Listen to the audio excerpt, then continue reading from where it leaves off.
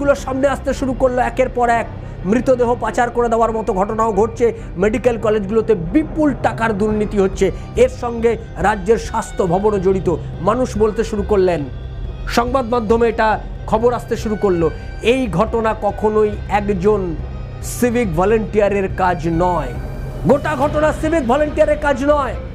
রাজ্যের মানুষ যখন ক্ষোভের আগুনে ফুটছে, তখন সেই আগুনে ঘি পড়ল আরজি কর মেডিকেল কলেজ ও হাসপাতালের প্রাক্তন সুপার আক্তার আলী। তিনি একটা অভিযোগ করলেন।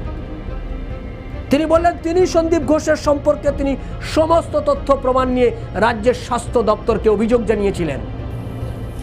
ये उनके करप्शन के अगेंस्ट में, उनके मैल प्रैक्टिस के अगेंस्ट में, फिनेंशियल लिटिगेशन और कुछ स्कैम था जिसके अगेंस्ट में मैंने कंप्लेन लगाया था। সন্দীপ ঘোষের বিরুদ্ধে কোনো পদক্ষেপ নেওয়া হয়নি, তার ট্রান্সফার হয়ে গেছিল।